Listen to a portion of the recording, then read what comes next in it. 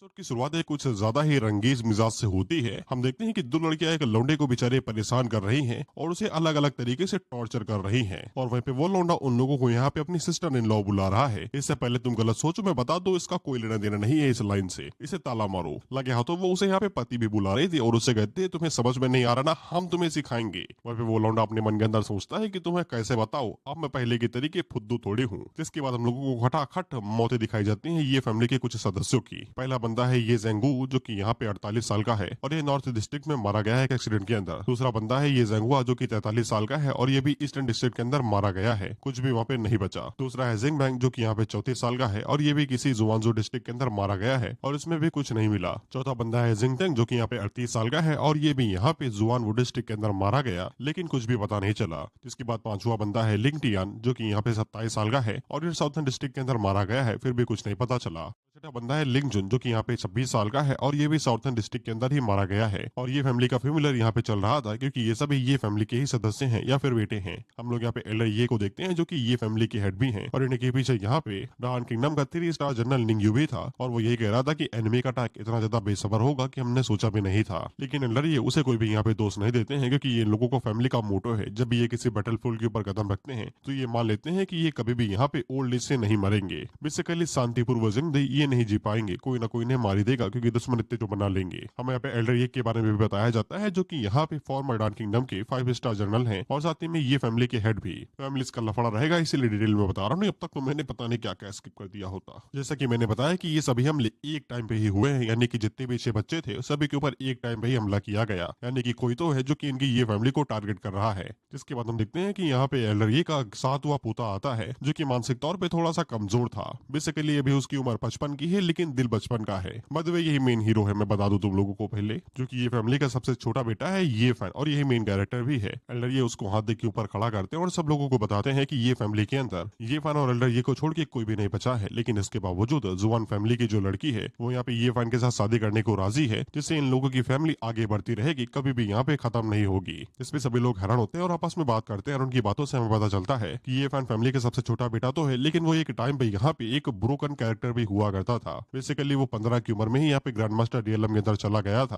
और ग्रैंड जिया के top experts को उसने ज्वाइन कर लिया था। लेकिन अगर 5 साल पहले कोई कार एक्सीडेंट ना हुआ होता तो वो कभी भी यहाँ पे इस तरीके के हालातों में न आया होता और उसी एक्सीडेंट के चलते ये अपनी पूरी पावर को भी खो दिया और साथ ही में मानसिक तौर पे इस तरीके से कमजोर हो गया। बेसिकली उम्र तो अभी इसकी यहाँ पे 22 या फिर 25 साल की है, लेकिन ये भी 5 साल के बच्चे जैसा है। फैमिली में सबको जानता है, हर किसी को भी, बस भाई का जो दिमाग है वो 5 साल की उम्र में अटक गया है। हमें यहाँ पे जुआन फैमिली की डॉटर के बारे में भी बताया जाता है, जो कि यहाँ पे जुआन फैमिली की सबसे बड़ी बेटी है और वो ये फैन की बचपन की दोस्त है, इसीलिए उनका लगाव गहरा है, इसलिए वो उससे शादी करना चाहती है। लेकिन तभी हम लोग देखते हैं कि जुआन फैमिली का हेड, जो कि यहाँ पे जुआन यूवी का सेकंड अंकल भी है, वो यहाँ पे शादी को तोड़ देता है, ये कहते हुए कि यहाँ पे ये फैन पागल है और यूवी अपनी पूरी लाइफ उसके साथ बर्बाद नहीं करेगी। भाई ये तो अपने अंकल से भी लंबी एक कॉम्प्लेंट पीती थी क्या ये? वो फिर सगाई या फिर शादी तोड़ देने की वजह से एल्डर ये काफी ज्यादा यहाँ पे नाराज हो जाते हैं और उन्हें झटका लगता है। बेसिकली उनकी उम्मीदें इस शादी के ऊपर टिकी हुई थी, वो टूट गई तो ये भी अपनी जिंदगी तोड़ रहे हैं धीरे धीरे करके। वह पे ये फैन भी उससे पूछता है कि तुम तो ऐसे इंसान नहीं हो भाई, तुम मेरी बीवी काहे लिए नहीं बनोगी? बताया तो भाई को सब कुछ पता है, बस ये नहीं पता कि दुनिया हरामखोर है। वे पे एल्डर या यूफी को पहले से ही जानते हैं। यहाँ तक कि जब एक्सीडेंट हुआ था ये फैन का, वो तब भी यहाँ पे रिश्ता नहीं तोड़ी थी, जिसका मतलब यही है कि कुछ तो हुआ है जिसके चलते वो ये रिश्ता तोड़ रही है। यूफी आगे से कुछ कह पाई थी उससे पहले उसका अंकल साफ कहता है कि यहाँ पे ये फैमिली के अंदर सिर्फ ये फैन और एल्डर ये बचे हुए हैं। वह पे ये फैन के पास यहाँ पे बिल्कुल भी सेल्फ अवेयरनेस नहीं है कि आसपास क्या चल रहा है, इसीलिए ये फैमिली कुछ ही दिनों के अंदर ही यहाँ पे बर्बाद हो जाएगी। इसीलिए यहाँ पे शादी करने का कोई भी फायदा नहीं है। एज यू नो, बड़े आदमी के बड़े चोचले, शादी इज बिजनेस। जिसपे एल्डर ये यहाँ पे सेकंड एंगल से ये कहते हैं कि बेटा अब तू देख बस। वो पे यूवे भी इस ये फैन से साफ कह देती है कि वो उसके साथ शादी अब नहीं करेगी, तो ये आगे से चिढ़ जाता है और नाराज हो जाता है। दलिया खाओ जाके बेटा, तुम्हें भी उसकी जरूरत है। खैर तभी यहाँ पे वाइफूस की एंट्री होती है, जो कि आगे से कहते हैं ये नहीं करेगी तो हम करेंगे ना शादी इसके साथ में। हम लोग देखते हैं कि यहाँ पे ये सभी फियांसी हैं, ये फैमिली के सबसे बड़े और 7वें बेटे की, एक तरीके से ये फैन की होने वाली सिस्टर इन लॉज। खैर मर्द जात की बातों से हम लोगों को पता चलता है कि ये लोग यहाँ पे फ्यूनरल के अंदर भी आए हुए हैं और साथ ही में ये लोग ये फैमिली की इज्जत भी करती हैं। इनमें से एक यहाँ पे 3 स्टार वेलकरी है जिसकी भूरे बाल है, और दूसरी यहाँ पे साउथ ईस्ट फार्मास्यूटिकल इंडस्ट्री की हेड है जो कि यहाँ पे सू फैमिली चलाती है फार्मास्यूटिकल को। इसके बाद में वेलकरी से मिलवाया जाता है जिसका नाम यहाँ पे यू लिंग लॉन्ग है जो कि यहाँ पे सबसे बड़े बेटे की बीवी बनने वाली थी, जिसके बाद सातवें बेटे की होने वाली बीवी से जिसका नाम ये जुए है। और ये उन सभी लोगों से बता देती है कि ये लोग यहाँ पे ये फैन से शादी करने के लिए रेडी हैं ताकि ये लोग ये फैमिली की लाइन को आगे न्यू कंटिन्यू कर सकें। जिसपे तो सेकंड अंकल काफी हैरान होता है कि ये कैसा बवासीर है भाई, और तुम ऐसा रिएक्शन काहे दे रहे हो, तुमने तो छोड़ा था ना, जाओ अपने काम से काम रखो। जिसपे वो सभी लोग हैरान थे कि ये कैसा पाप है भाई, हमें क्या कमी है भाई जो ये लोग इनसे ज्यादा भीड़ी जा रही है। हालांकि कुछ लोगों को यही लग रहा था कि ये लोग अभी के लिए ये फैमिली का साथ दे रहे हैं, लेकिन बाद में ये भी लोग सगाई वगाई तोड़ लेंगे। वो हम लोग ये फैन को देखते हैं जिसको यहाँ पे कुछ बाहरी शक्ति मिल रही थी, जिसके चलते उसके ऊपर जो पेंडेंट लगा हुआ था वो यहाँ पे क्रैक कर जाता है। इसके बाद उसके अंदर से यहाँ पे ये फैन की असली कॉन्सिनेंस बाहर निकलती है जो कि यहाँ पे 5 सालों से इसी पेंडेंट के अंदर कैद थी। जिसके बाद ये फैन हम लोगों को बताता है कि 5 सालों पहले वो यहाँ पे कोई तरीका ढूंढ रहा था वनरेबल रियलम के अंदर ब्रेक थ्रू करने के लिए, तभी उसके ऊपर यहाँ पे हमला हो गया, यानी कि वही एक्सीडेंट जिसके बारे में पता है। जिसके बाद उस हमले की वजह से इसकी सोल्स यहाँ पे 2 हिस्सों में सेपरेट हो गए और साथ ही में 6 स्प्लिट भी। बेसिकली जो कमजोर सोल थी वो बॉडी के अंदर रह गई और जो स्ट्रॉन्ग सोल थी वो पेंडेंट के अंदर चली गई थी। ये किस्मत ही होगी या फिर ऑथर की मस्ती जो उसने यहाँ पे ऐसा कारनामा दिखाया, तभी तो फैन सर्विस देंगे भाई, ऐसे कैसे चलेगा कुछ। By the way jet pendant किसी यहाँ पे स्वर्ग से कम नहीं था। जेट पेंडेंट के अंदर कई सारे स्क्रप्चर्स थे, कई सारे इरेटेजर्स थे, इसलिए 5 सालों तक ये वहाँ पे ट्रेन ही करता रहा अपनी सोल और अपनी बॉडी को क्या सोली को कर रहा था, और बिना बाहरी मदद के ये कभी भी जेट पेंडेंट को तोड़ के बाहर नहीं आ सकता था। इसलिए वो सिर्फ सोल लॉकिंग तलिस्मा के टूटने का इंतजार कर सकता था, तभी ये अपनी बॉडी के अंदर वापस आ जाएगा। लेकिन इसमें यहाँ पे इसको 5 साल लग गए। लेकिन तब तक इसके जितने भी अंकल और भाई थे वो सभी बैटल फील्ड के दौरान में मारे गए, वो भी एक ही दिन पे।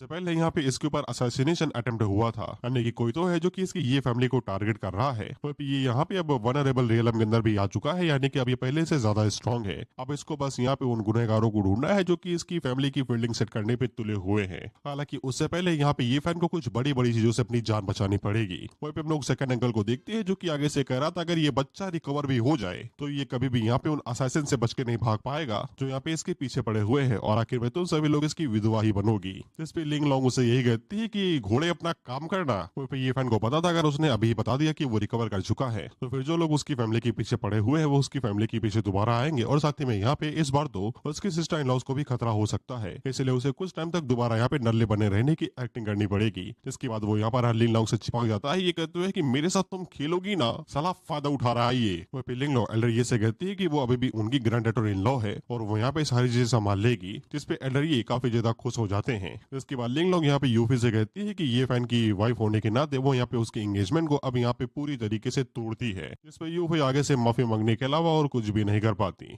ये फैन भी फैसला कर लेता है कि जो लोग उसे छोड़ चुके हैं अब वो उनके पीछे नहीं भागेगा, उसका मेन मकसद इस समय सिर्फ ये फैमिली को दोबारा यहाँ पे स्ट्रॉन्ग बनाना है। लेकिन इसी के बाद हम लोग देखते हैं कि यहाँ पे कुछ अलग ही चल रहा था। लिंग लॉन्ग यूजुए से कहती है कि पहले हम दोनों जाएंगे, सेकंड राउंड में यहाँ पे 5 बहनें बाद में आएंगी। बेसिकली साथ थे ना ये लोग, I don't know how but ये लोग यही बोल रहे हैं, राइटिंग में गलती होगी या फिर ट्रांसलेटर माल फूक के किया होगा। खैर इन लोगों का मेन मकसद ये है कि इन लोगों को ये फैन के साथ में जितने ज्यादा हो सके उतने ज्यादा बच्चे करने हैं ताकि ये लोग ये फैमिली के लिए डिसेंडेंट पीछे छोड़ के जाए, और जिन लोगों ने ये सब कुछ किया है बच्चे उनसे उनका बदला ले। फिर लोग ये फैन को देखते हैं, ये बेचारा परेशान था, ये मन के अंदर सोचता है कि ऐसे ताकतवर थोड़ी ना होना था मुझे, छोड़ो भाई। फिर इसके बाद हमें किसी एल्डर जंग से मिलवाया जाता है जो कि यहाँ पे रिपोर्ट सुन रहा था, जहाँ पे उसे बताया जा रहा था कि ये फैमिली का फ्यूनरल पूरी तरीके से खत्म हो गया है और सब कुछ स्मूथली गया है, कुछ भी यहाँ पे गड़बड़ नहीं है। हालांकि यहाँ पे ये फैन के जो सिस्टर इन लॉज हैं उन लोगों ने ये ऐलान किया है कि वो यहाँ पे ये फैन के साथ शादी करेंगी और वो लोग आगे के आदेश मांगते हैं। जिस पर जो एल्डर जैंग था वो आगे से कहता है अगर वो लोग ये फैमिली के करीब आने की कोशिश कर रहे हैं तो फिर हम लोगों को थोड़ा सा खून बहा के उन्हें डराना ही पड़ेगा।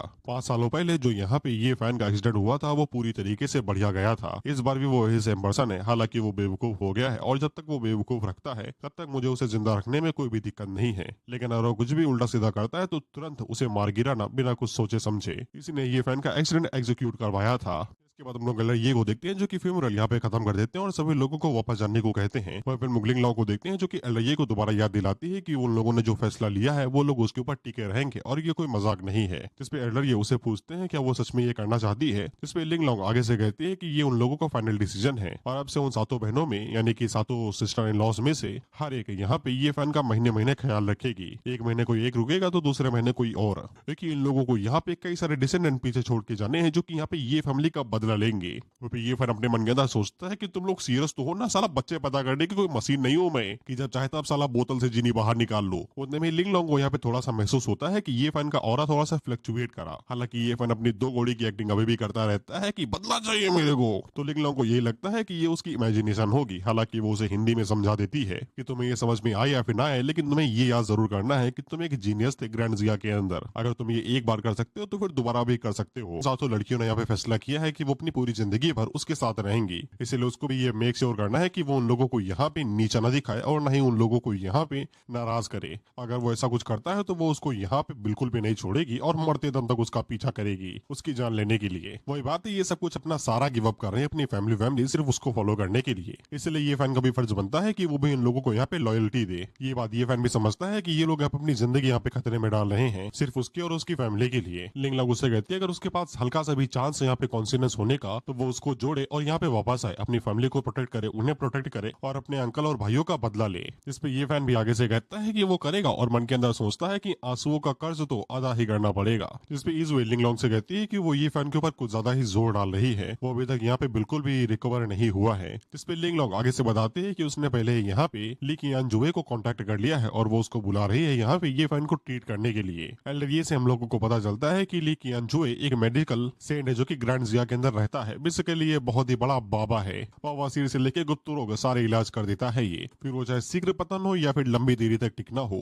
He can handle both. इसलिए एल्डर की आंखें चमक जाती है क्योंकि उन्हें एक उम्मीद तो दिखाई दे रही है कि उनकी फैमिली यहाँ पे जिंदा रह सकती है। हालांकि ये फैन को पता है कि उसके ग्रैंडपा यहाँ पे बहुत ही बुरी तरीके से घायल हैं, वो यहाँ पे इंटरनल इंजरी से यहाँ पे सफर कर रहे हैं और अगर उन्हें यहाँ पे प्रॉपर केयर यानी कि सही तरीके से इलाज नहीं किया गया तो वो ज्यादा दिनों तक टिक नहीं पाएंगे। ये फैन के पास हीलिंग टेक्निक्स है जिनकी मदद से वो अपने ग्रैंडपा को ठीक कर सकता है, लेकिन वो डायरेक्टली नहीं कर सकता, उसे यहाँ पे कियान जुए की जरूरत पड़ेगी। वही डॉक्टर जो यहाँ पे ये फैन को ट्रीट करने के लिए आ रहा है। इसलिए वे मचलते हुए कहता है कि इसको भी ठीक होना है। साले तुझसे चैटिंग मेरी गली का गोलू कर लेता है, उसे बिस्कुट ना दो ना, साला ऐसा मुंह बनाता है इसे उसके दुरुटी छीन लियो मैंने। लिंग लोंग को बार बार यहाँ पे ये फैन के अंदर से और फ्लक्चुएट महसूस हो रहा था, लेकिन वो पूरी तरीके से श्योर नहीं थी। उतने में ही हम लोग यहाँ पे ईजुए को देखते हैं जो कि उससे कहती है कि वो उसका यहाँ पे ख्याल रखेगी, वो ठीक हो जाएगा तो वो लोग लंबे चौड़े चौड़े बच्चे पैदा करेंगे। बच्चे ही करने हैं भाई, जानवर नहीं, थोड़ा सोच समझ के बोलो। वो भी ये फैन को पता था